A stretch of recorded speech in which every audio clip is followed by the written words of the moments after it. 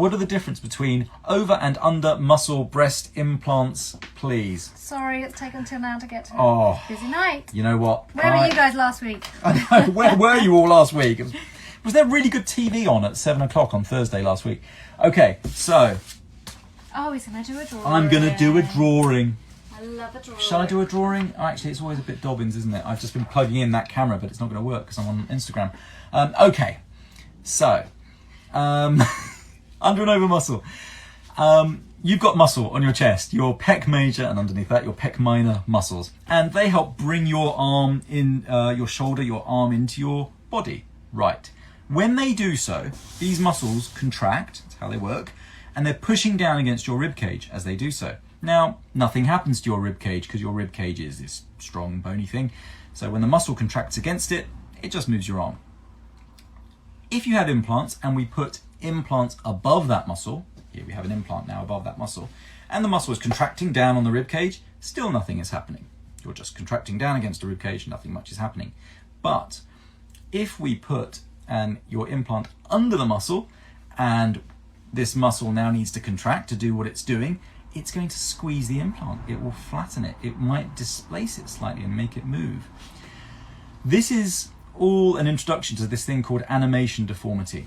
Implants that go under the muscle can develop animation deformity, which is literally a change. You are deforming, you are altering the shape of the breast when you move.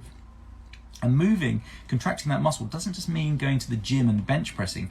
It may mean that, but it could just mean carrying heavy shopping. Those engage your chest muscles, chest muscles engaged immediately, and your breasts would flatten whilst you're carrying heavy shopping. If you're carrying it with just one arm, one breast will flatten and the other one won't. That's animation deformity. So it is disadvantageous in terms of animation deformity to go under the muscle. However, why would we ever do this? Well, there are some big advantages to going under the muscle too. Some people want the world to know they've got breast implants.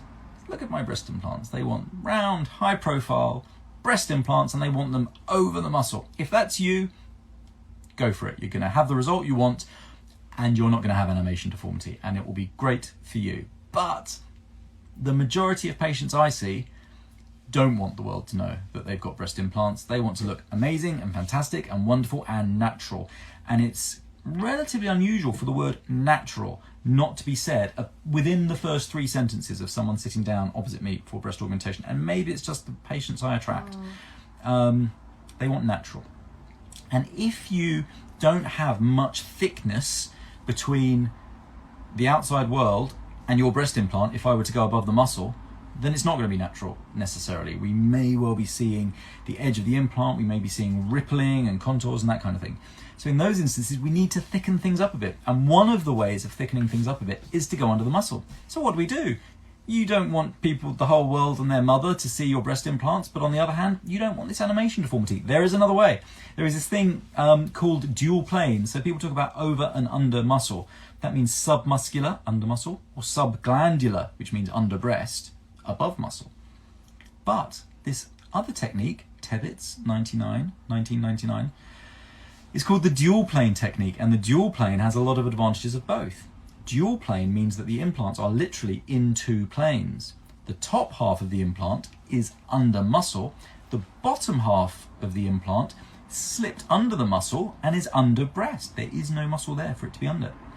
And what that does is cover the breast implant at its top part where it's socially visible, where you want that smoothing of the contour, but it doesn't have muscle over the implant at the widest point of the implant where it's likely to, when you do get muscle movement, where it would compress it the most. So you get less animation deformity while still getting the advantages of muscle thickening. So that's it in a nutshell. The long and the short of it is I speak to you, I assess what kind of look you want, examine you, see what kind of body you have, and put those together. And last thing I'm going to say, because I'm being moved on, but last thing I'm going to say is, if you want it all, the moon on a stick, you want a natural result, you want 0 risk of animation deformity, none, and you don't have enough tissue to put your implants above the muscle with zero risk of animation deformity, there is another way. There is an option. We can fat graft your breast and your chest, which takes you from someone who wasn't suitable for subglandular, who wasn't suitable for implants above the muscle, to someone who was, and then do it. And then your job's a good one. So there you go.